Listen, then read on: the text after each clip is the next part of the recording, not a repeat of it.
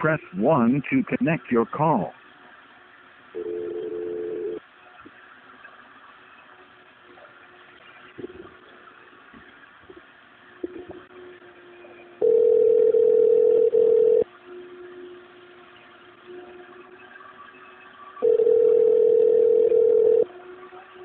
Murford, this is Sarah. How can I help you? Yeah, actually, I missed a call from this number. This is Justin Riddle. Oh, hi. I am calling you. You've been talking to Chris, I believe, about a complaint. I'm the manager over the complaint function. I wanted to talk to you. I guess he talked to you yesterday afternoon. You had some concerns around how a complaint was resolved. Well, it hasn't been resolved. That's the concern. It hasn't been resolved.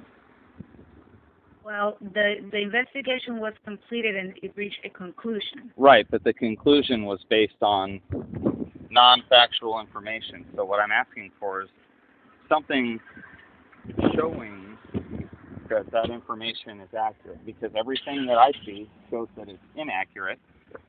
And I've been asking for the simple same thing from everyone. So I guess, did Chris have you follow up with me because he wasn't going to answer my question? Well, since I'm the manager over complaints, he wanted to make sure that I was aware of your concern. So that's why I'm asking. Basically, okay, here's the question. Then I'll ask you the question. If somebody withdraws from their application from a loan prior to any decision being made by a bank that's issuing it, if somebody withdraws their loan application, what is the code that is supposed to be used? The code? Yeah, when you close out your file for the LAR system, what's the code? If there is an express intent of withdrawal before a credit decision is made, yes, the bank should code that as a withdrawal. That's correct. Thank you. That's all I've been saying this whole time. They coded it as denied. They did not have a right to.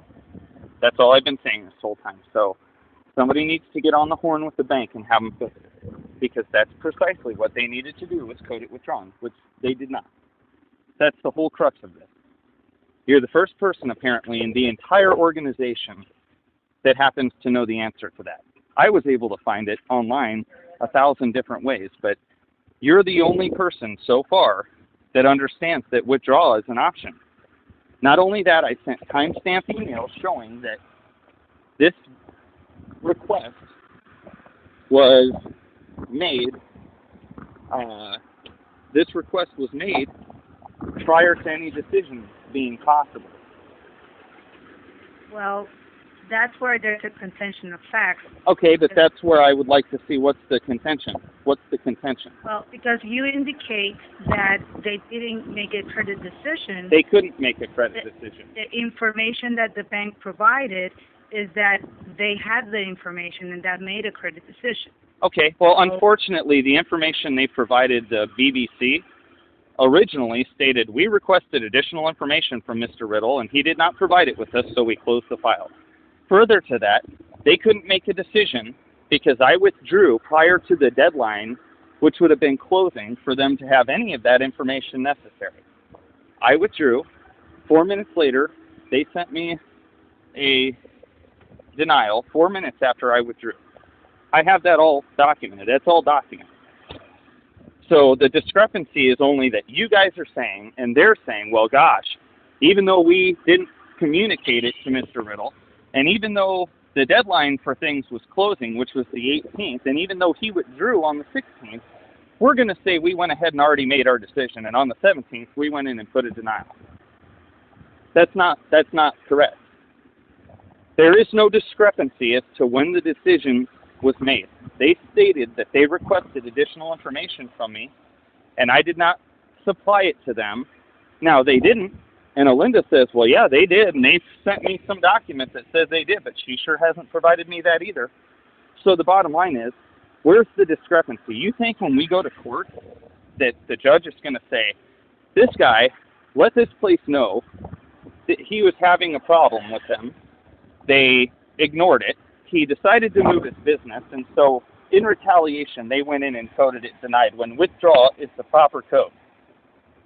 Well, let me ask you a question. Why do you think they're retaliating? Because being withdrawn versus being denied doesn't do anything to you. Yes, it does. When they go in and specifically state that I'm past due on child support, which I'm not, my daughter has lived with me for 8 years, the other two lenders have both gotten to the same point and said, look, this code right here is going to make it an administrative nightmare for us to get this done. They should not have put this in there. I've never seen this before. It's very unique. This is what I'm being told. So whether or not it matters to you guys... Let me ask you a question. So the documentation that was given to the bank... Yes. Well, the bank... I don't know how they got the documentation on your child support. If that information is what's inaccurate, then that's what needs to be fixed. That's not the fixed. information that's inaccurate. The information that's inaccurate is that they denied my loan when I withdrew. And it's time-stamped in email. So either you guys are fighting the fact that, well, geez, even though they didn't send anything to you or tell you or show you, even though you've proven to us that you withdrew your loan, we're going to say that the bank made their decision prior to that, even though it was before your closing when they said that you had to have that information to them.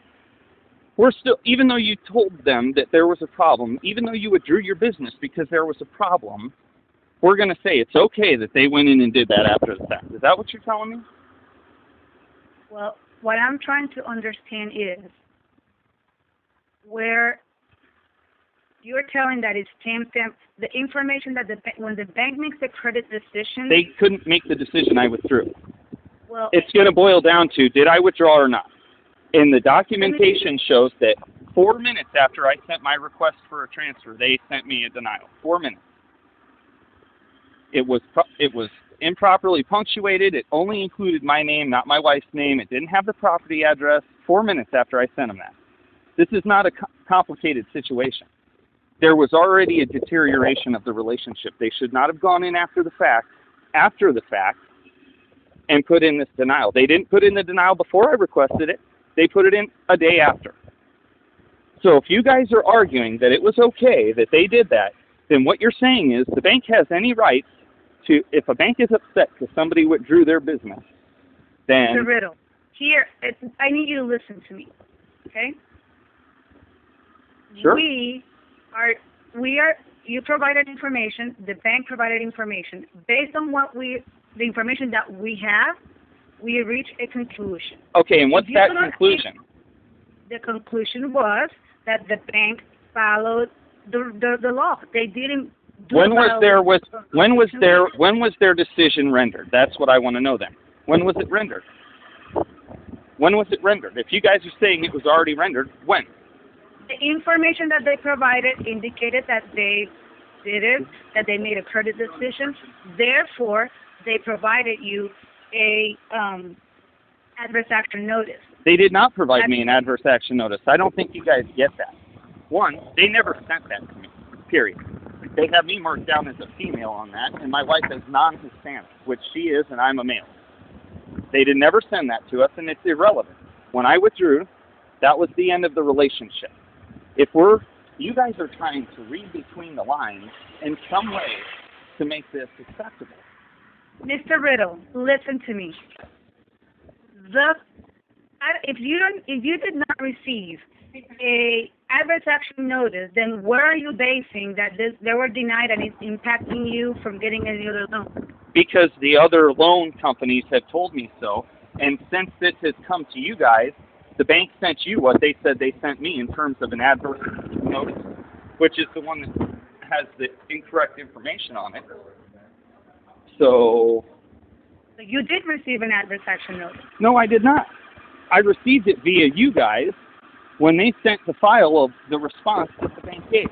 That's when I saw it for the first time. And it's irrelevant. They didn't need to send it because they had no adverse it's not irrelevant. Because it is the irrelevant. Conclusion, no, how can they make that conclusion? To you, it's not irrelevant to us. It is irrelevant to you because they can't make the conclusion after the fact. I don't think you're understanding this. Show me where it says after the fact. We need to follow the law.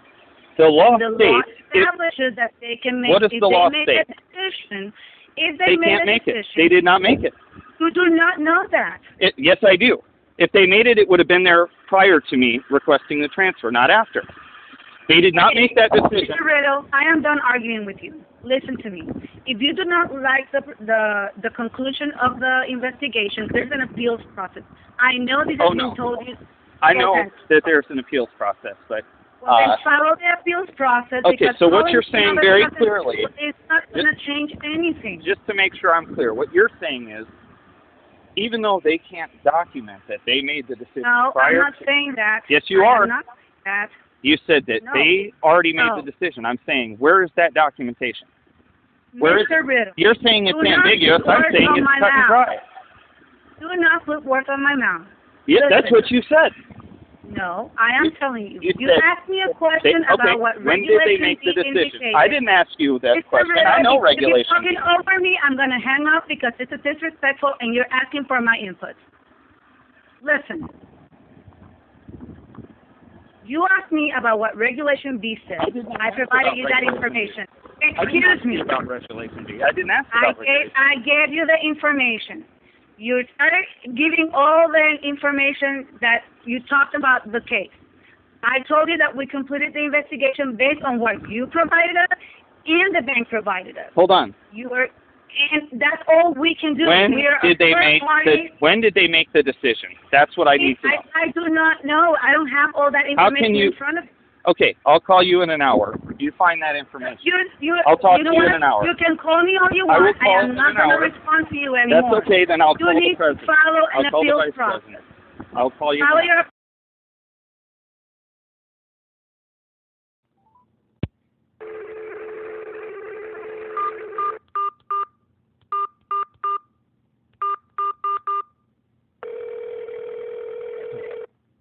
Welcome. You have reached the audio conferencing system. After the tone, enter your conference passcode followed by the pound key. Thank you.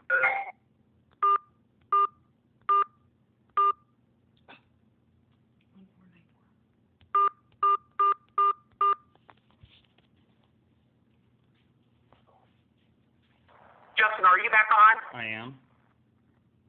Okay, sorry about that. We got disconnected, so No problem. apologize for that. So here's the question. Before we move on to some other issue that piggybacks on something that's not accurate, let's determine real quick, based on your guys' guidelines that you follow, if someone is told by closing, by 1 week from today, you need this information, are you stating that then the bank could go in the next day and then deny it, but not state anything to the consumer and not put the actual denial into the system till a full day after that person had withdrawn their business? I just want to make sure we're clear that the time frame they gave is irrelevant.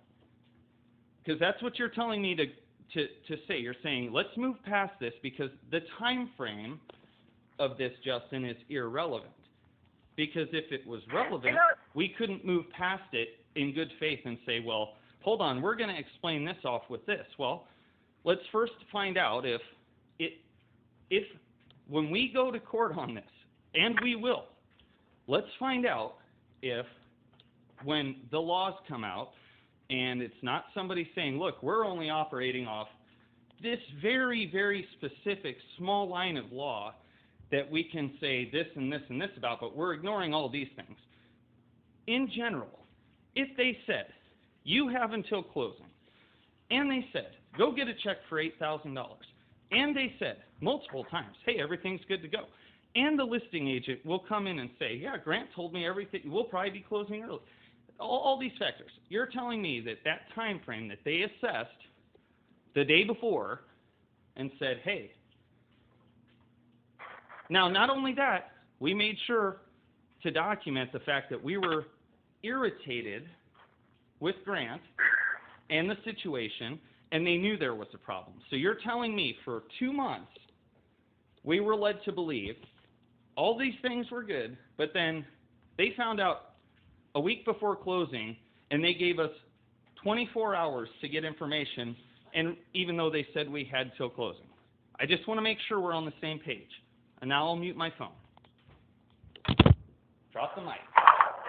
Justin, sorry about the disconnection there. And again, I think if we could work through maybe this next step here, it might kind of highlight I how don't some of think the we can move miscommunication past may have this taken. step until you guys tell me what your law states. You've had this long to look at it.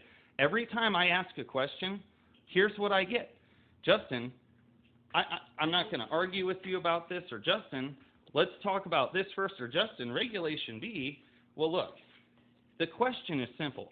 You guys started with this point, so I'm going to start with this point as well. It's the one you started with. Do or do not, they have some sort of obligation when we're this far into the process as a good faith effort, and they've already told us to go get a check for $8,000, and they've already told us everything is good to go, and they've already said, hey, all we need really is something from you, and your ex-wife signed off, and you just need to bring it to closing in a zero balance. And you're telling me that then you guys really believe that the next day after they gave us that window of time to close, that they actually just somehow, so what did they say they made their decision for if they gave us a week? Or did you guys fail to look at the letter that says, well, because I sent it, we need this by closing. Did you see that letter? It's an email. Yes, sir. And so if you did see that, Alida, then the question is, how could you say, well, it makes perfect sense that a situation where everything was fine and they were asked for a check for $8,000 and they were told till closing, that the decision was made sometime mysteriously without an accurate time or any reporting or feedback to anyone at all, that, okay, we aren't giving you till, did they say you have 24 hours to provide it? Or are you just saying that we didn't really get till closing because even though they said we had till closing, they didn't have to honor that? That wasn't in the contract. Has to be one of those two things. Can't be ignored. Part of the difficulty here is that there were parallel, I would guess you would say, closing issues going on at the same time. So as Frank was saying, at the same time that you were dealing with Grant, let's not put minutia in here. Nobody said anything about. Please. Hey, Mr. Riddle, we really need to. I get that, but there's no point in continuing the discussion if you guys aren't going to be honest. Here's the point. You can say there's multiple issues in closing, but here's what you guys just brought up to me was, well, this child support issue came up, and that was on the 12th, and on the 13th they denied it for this child support issue. That's what you guys just said, not me. And I'm saying that child support issue was on the list of things for closing, and all we had to do was make sure to bring it to closing. So either their letter saying bring this to closing is a lie, or their statement that despite no evidence of it, no communication and no marking in the system, they didn't actually give us the time that they said they were going to give us. Why would we move past that without this answer? Mr. Riddle, this is Kara Bendum. I just want to say that we have looked at every single thing that you've submitted, and we've read all of the emails and listened to all the recordings. The simple question what we're asking for is for you to just take a few minutes to listen to what we found out on the investigation and to offer us just that courtesy of a few minutes so that we can talk through these things. We've spent many hours going through and trying to come to a conclusion, and I understand, sir, that you may not agree with it, but what we're asking for is a few minutes for you to just listen to what we have to say, and I promise you we will give you a chance to respond at the end, but without us getting out this information, the point of the call is going to be lost. And it's not going to be a productive discussion. So clarification is what I'm asking for. Can you give us a few minutes to talk through what we found? Can you give us that? Can you clarify? I'm not asking. No, sir. Okay, fine. Can you give us I'll listen. a few minutes? I'm listening. Okay, thank you. I'm going to turn it back over to Frank. If you just give us a few minutes, we're going to ask for like 5 uninterrupted minutes so we can talk this through. And then the remainder of the call we can spend answering your questions. So we're just asking for 5 minutes. Fair enough. Thank you.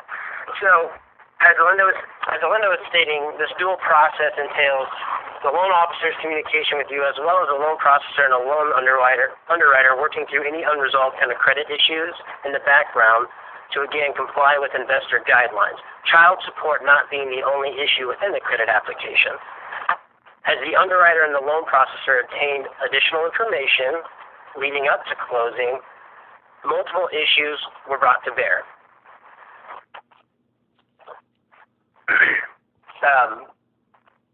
Specifically regarding your question on whether or not the bank violated FCRA by recording inaccurate information into the FHA connection system,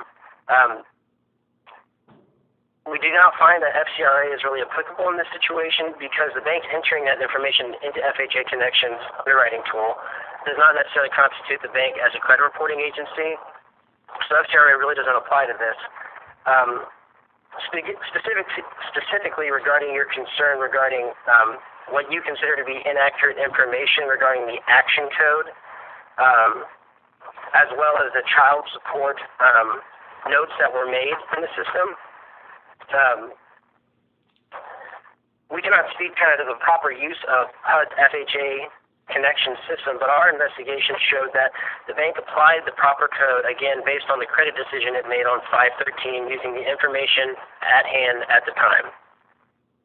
Regarding kind of the specific child support notation, again, the bank's acting on the evidence it has in the file of the application at the time, which did not at that point include any sort of state or legal document stating that the child support issue had been resolved. So again, they're inputting information as we understand it into the FHA connection system according to the credit decision they made and according to their protocols. An additional issue you raised was that you had concerns with the bank speaking directly with the listing agent. I'm sorry, let's speak directly to your concern that the bank was leading up till closing, stating that there would be an approval with no problems. After listening to all the recordings and after reading through all the email correspondence you sent us, we don't hear anywhere in those recordings where a loan officer states that the loan expressly is going to be approved. What we do hear is the loan officer providing kind of some extended assistance, again, trying to clarify and trying to address some of these outstanding credit factors that will need to be resolved prior to the loan being approved. So any of these credit issues will be outstanding and would forego the bank from being able to approve the loan, again, using its investor guidelines.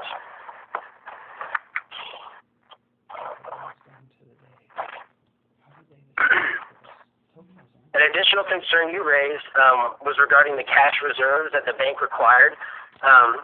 Originally, the bank had told you that only 1 month of PITI would be required in reserves, and then leading up to closing, they changed that amount to 2%. And again, as Linda referenced earlier, that change into 2 months of PITI is within the bank's discretion under FHA procedures, given that they had to request a manual underwriting. So having to address the additional complexities within this application required more time and effort on the bank's part, and that is within their discretion to exercise that 2-month requirement. Right, but we had that 2-month requirement available both in 401k as well as earnest deposit, which I've come to find are both acceptable forms of PITI. They just never. And you're absolutely correct. You're absolutely correct about that. Yeah. The point being, though, that using again your original application information, the bank 401k was never brought forward in terms of the reserves there, and so the bank again is acting off the information it has. What's that? It wasn't necessary. They never had asked at that time about needing. So they never said we changed the percentage. They never said that. They never said we changed the amount until that letter they sent 4 minutes after I sent them my withdrawal offer. That's the only time. So again, but that's all right. Understanding kind of these parallel processes here, where you're working with a loan officer who again is trying to provide the applicant assistance here, so trying to provide you assistance to move towards a closing. At the same time, an underwriter is trying to resolve all of these issues.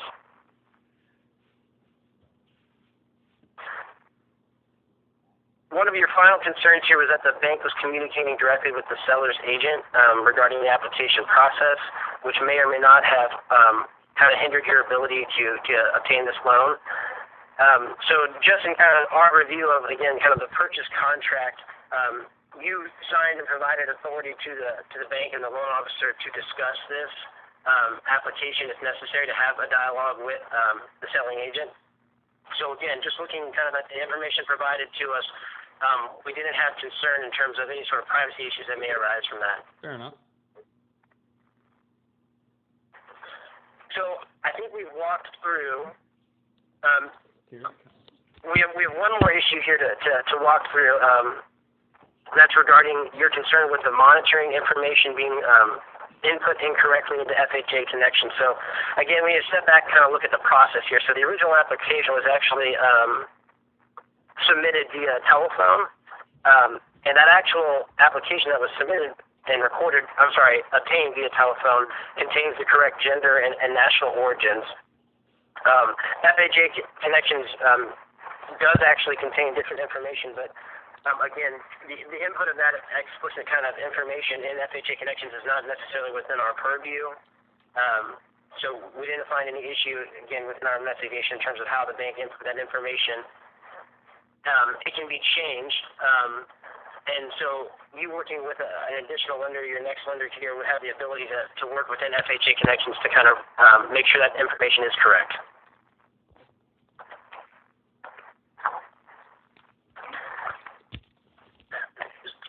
So with that, I mean, we've worked through kind of all of your concerns and issues that you brought forward again in the initial phone call, in the initial complaint, in person. Okay. As well as kind of the subsequent correspondence. And I did want to make sure that you were aware. So as Mike stated, we haven't found the bank to be in violation of any consumer protection laws here.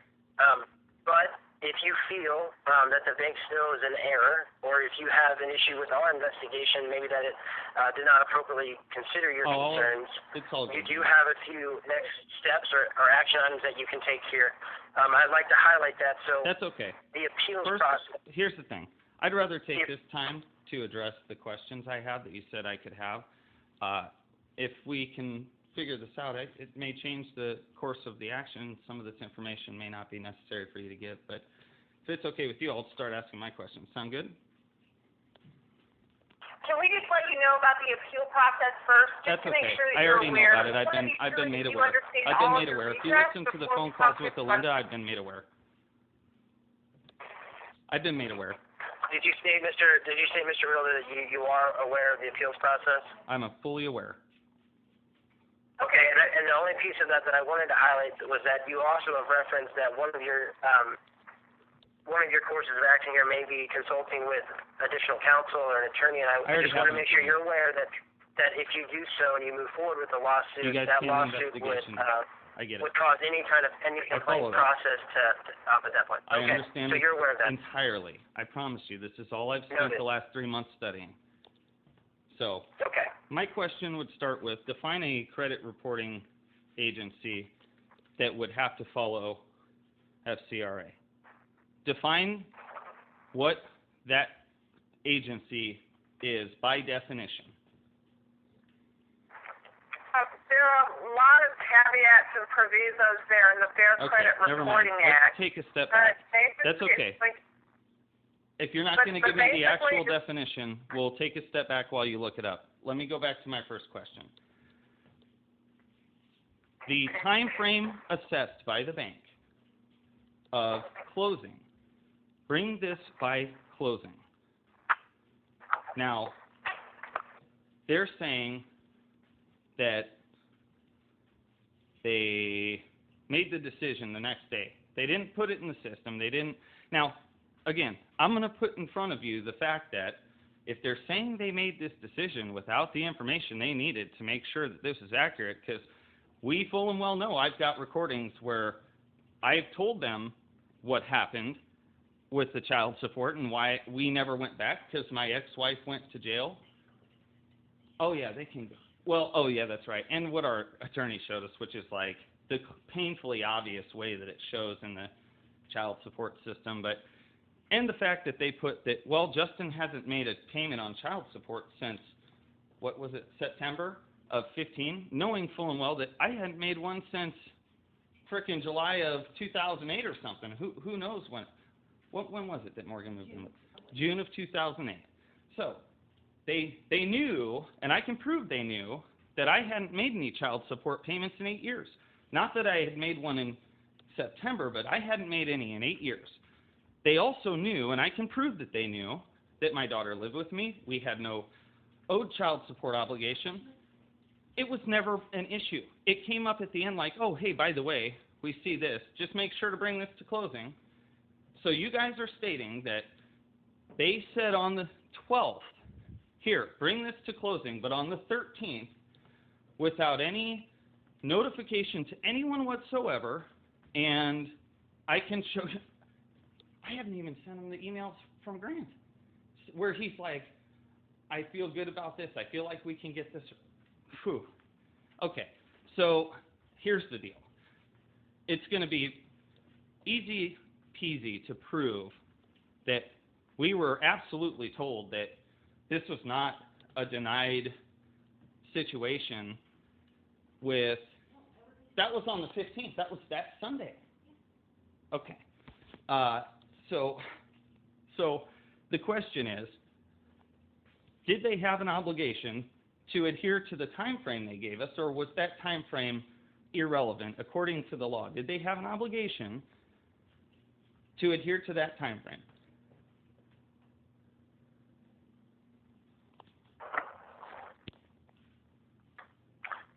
Mr. Riddle, the moment that you asked for those denial reasons on 5/16, based on information that was put into FHA Connections, you had concerns with that there was a denial action code put into FHA Connections. The bank had not yet sent you an adverse action notice. That's because they hadn't made a decision. You asked the bank's reasoning why they would put that. Hold on, did you just avoid the question I asked and try to change it to something different? Because at that time, they gave me the until bank closing. Operating off of Hold on. I thought that this was operating my off opportunity. I thought this was my of opportunity. This was my opportunity. So I'm going to ask the question, the same one I've asked the entire time, the only one. No, there was two. I forgot the other one. But they gave us till closing. Then they say they made the denial on the 13th. What? Hold on. So are you saying that they were lying when they said we had till closing to get that? Or are they lying about when they say they made the denial? It has to be one or the other. Because the person that says, bring this by closing, was Jana Rick, the underwriter. Straight from her. Wasn't it straight from her? Or was it straight from her to Grant and forwarded to us with her name on it? They have that email. Okay, so what is it? They lied when they said that we had till closing, or did they lie when they said they denied it on the 13th? One of those is a lie. Which is it, and which is the right one that you guys are supporting? I'll mute my phone. Based on the documentation that we have, on the 13th, the underwriter had made the decision. Now, so she was lying when she said we had until. Consider what Frank was saying about the investor process. No, the bank had made a decision, but we see an email where you were You're avoiding loan the question. officer, and this Gary had asked whether or not you could provide additional information. At that point, the bank was still thinking that even though the credit was denied, there may be an out. Now, there is nothing in the Federal Consumer Protection Laws regulation that says that the bank cannot make a credit denial any time during that loan application process. Can I ask you a question? At any time, okay, so far 2 of you have chosen to tell me everything you want to, but neither have answered my question, and you're still not allowing me to ask mine, which you guys said we need 5 more minutes, and then you can ask us your questions and get this all figured out. Now I've got 15 left because you guys are on a strict time frame, and gosh, you're telling me a whole bunch of stuff that isn't what I'm asking, so I'm trying to ask you what I'm asking. Can I do that? Let's break down the other. Let's break down the easier ones. Okay? So they're saying that our house payment increase was too much. Is that correct? They stated on the... You broke up. They stated that our house payment increase was too much. Cash reserve. Oh, do you mean the cash reserve, sir? No, of course not. That would be PITI. I'm talking about the other part where it says payment increase on house is too much. See, this is the investigation. What are you referencing? I am referencing the letter that he sent me 4 minutes after I told him I wanted to withdraw my business, the one that states 4 reasons for why we got declined. Our credit came back ineligible refer, which I will guarantee you, as a matter of fact, that every other lender that's looked at it has already and put in writing that they would have approved us minus this thing, and as soon as it's gone, we're approved.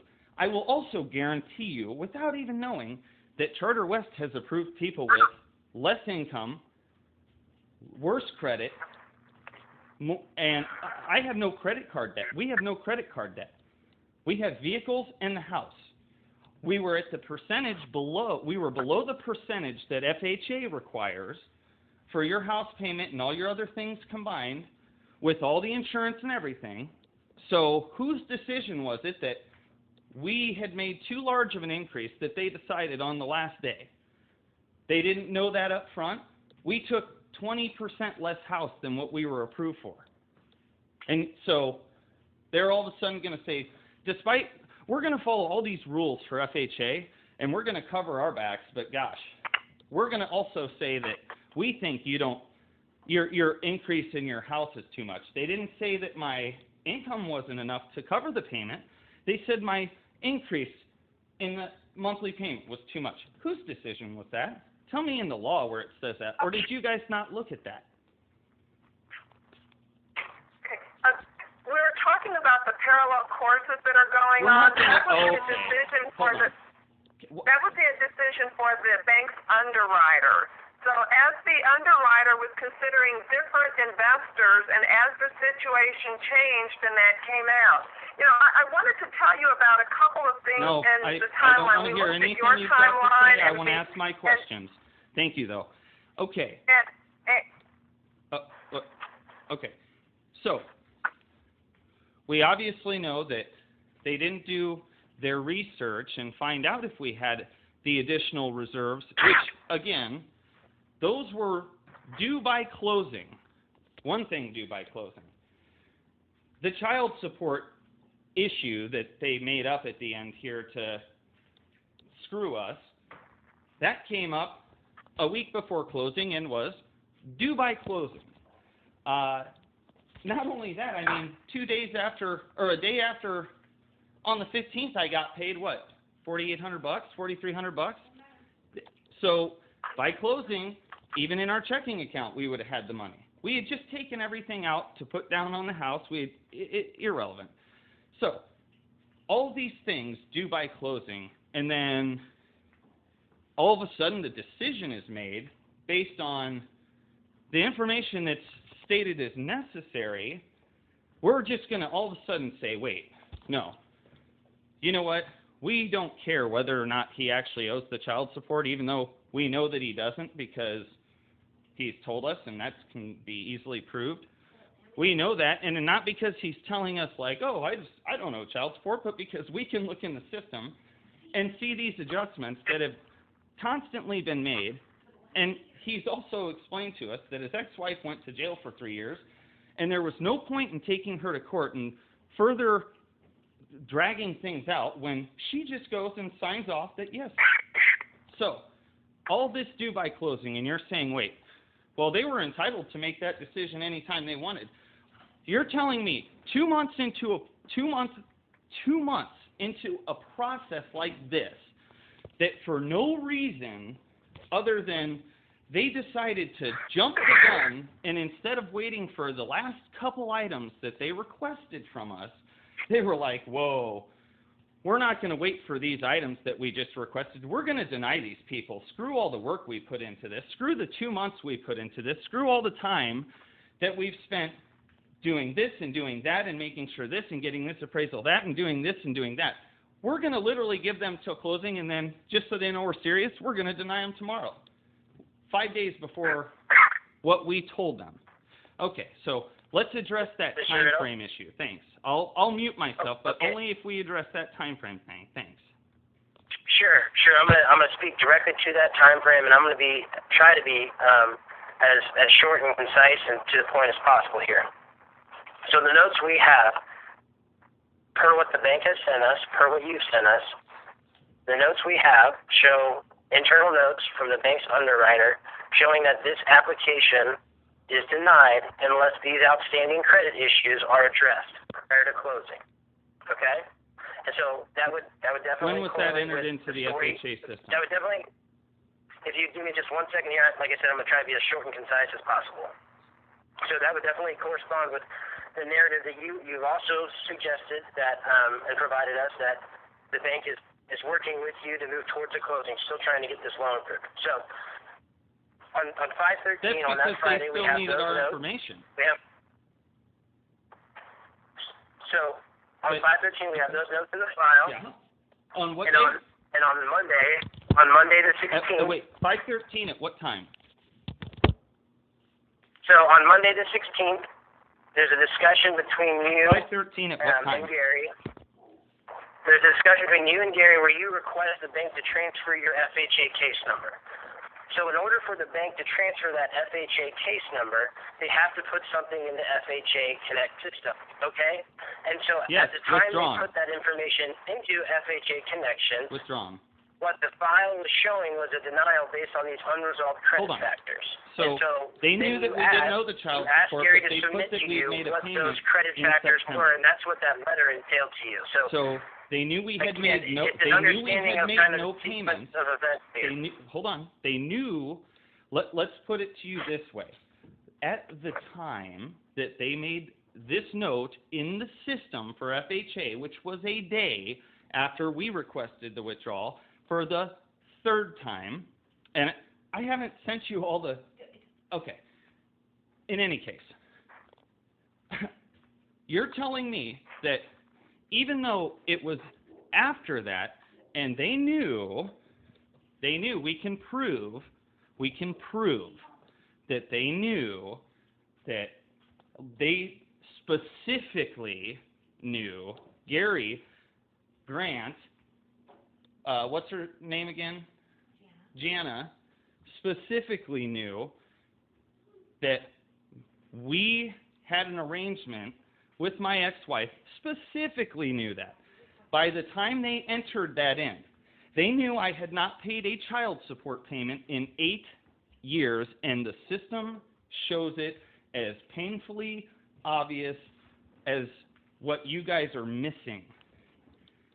She put in a lie stating this person has not made a payment on child support since 9-something of 2015. Well, they knew I hadn't made one since 8 years before, so it seems to me that specifically pointing out something they knew to be a lie, at the time they entered it into the FHA system, they knew this to be a lie. They knew it was not accurate.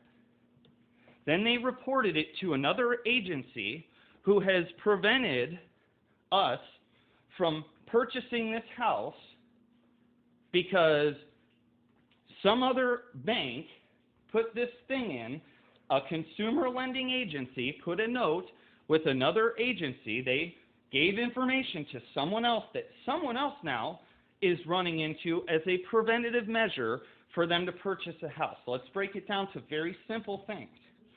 They knew as a matter of fact, and it's provable, that this was absolutely not true. And they put it in because they knew, according to both the new lender who says, gosh, I have never seen somebody this specific in their denial. And then everybody else that's saying, well, gosh, they used FHA child support because they know if you have child support owed, they can throw you in jail, they can garnish your wages, and then, so that, which obviously, you can see I've never had a wage garnishment either because I haven't paid child support in many years because I don't owe child support. They knew this. So they went in a day after I withdrew my business, even though they state, which is the stupidest thing I've ever heard, but whatever.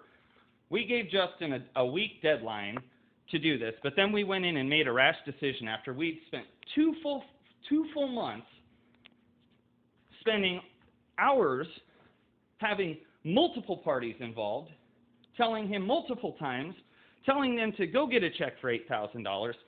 After all that, we decided, you know what, we don't really need that information. We're just going to assume that we're right. And, well, I guess they couldn't assume that they were right because they knew differently. So I guess it doesn't make any sense except for the fact that what I'm saying is true is, gosh, we pulled our business. They were mad. They said, you know what we're going to do? We're going to screw these people. And you know what they did? They screwed us. And you know what you guys have done? Let them. Because clearly what you're investigating doesn't make any sense to anyone on earth that's not trying to figure out a way to say that, Justin, gosh, the bank, well, I get that you know that they knew your arrangement, but they had to protect themselves. From what? They didn't even give us the time to apparently prove what they already knew. But they were more than happy to note the file that, oh gosh, this guy owes child support and hasn't paid it. I'm going to tell you this much. When we go to court, and we are going to court, when we go to court, this will come out, and we will look, and we will request every single denial that they've made in the past. As long as those records still remain available, they can delete names, they can delete personal information. We're going to look at how they were denied. We're also going to look at credit factors and see how many people had a better credit to income ratio than we do, how many people fit all these criterias and were approved and we weren't. And I promise you this, and unless you guys are all sitting there not looking at each other going, this guy is serious as a heart attack, and he absolutely has every single bit of what he is saying documented, and we've been looking at it for 9 weeks trying to figure out a way how we could say, Justin, guess what? Now, in accordance to the prophecy, there's a whole bunch of things that we're going to try to tell you that don't matter or don't make any sense, and when we go to court, we're going to try to say, oh, well, gosh, I get that they knew that they were lying when they put this down. I get that. But, Your Honor, they had to protect themselves. What if he actually owed that? Well, did they know he owed it? Well, no, they knew he didn't. Well, I mean, we can't say, oh, yeah, we can say they knew he didn't because, gosh, he's got recordings of it. Gosh. What are you guys trying to convince me of? Did you actually investigate this? Have you actually looked at the laws? Okay. Whatever. Here's the deal. Here's what I hear. Mr. Riddle, we would rather face you in court because we don't think you have an attorney. And oh wait, no, you have to have gotten my attorney's letter by now. I mean, I signed off on, because the Fed Reserve was the one who wanted extra information from us. He sent that separate. He doesn't even know we're talking, because you know what? I don't need his help right now. He's going to need to make sure when we go to court that I don't miss any deadlines and that I don't say anything that I'm not allowed to say in questioning you guys, because I'm going to do it. And here's the bottom line. Nobody is going to be able to convince any rational person that a bank would spend 2 months and bunches of pleasantries and tell somebody to go get an $8,000 check. And then when somebody who can, gosh, wait till you see the other emails where I'm letting them know the situation and how I feel, this is in advance. So they went in, as soon as I let them know, as soon as, and I guess you guys don't have a time of day that they did this. It was sometime on the 13th. They're pretty sure. That's what she remembers anyways. I know what the documentation shows, but, Your Honor, this lady is pretty reliable. You know, she chose to throw away 2 months of hard work without actual information because, for what again? What was their reason? Oh, wait, the investor must have come in to the underwriter's office and said, hey, let me see those files. I'm going to make quick, rash decisions on things before we have all the information. I need to see that right now. And she said, okay, here, take this one. It's the Riddles file. Do what you want. And he said, you know what? Deny him. And she said, okay, for what? I don't know, make something up. Okay, well, we could say he owes child support. We know it's not true, but we could say it. I mean, we could make the statement that it is, and gosh, until it goes to court, here's what will happen. Oh, yeah, sir, it looks like they just protected themselves, and this, that, and the other, and I get it. But look, you guys have deliberately... I apologize here. We I get it. Reached our hard stop here. I bet we have, because you guys have chosen to not answer a single question. You've chosen not to answer a single question. When do you have time to finish this conversation? How's that? Let's finish the conversation at another time, because we already know where we're at. Gosh, you guys haven't answered the one question I've asked. Not the one. The one single question. You'll be receiving our so you lied. Investigation so you guys lied. Close out at... You guys said that you would let me ask questions and you would answer. You have not answered the one question I've asked. Not the one. We've tried, Mr. Riddle. I don't think that you have. I'm sorry, we haven't. Hey, it's all good, man. It's all good. I apologize that we haven't been able to be helpful to you. So you're saying that this is the end of this conversation, and that you guys have no further desire to actually address... that you'll be having with us on this. You will be receiving our your letter. I mean, send the letter, but you're going to send that letter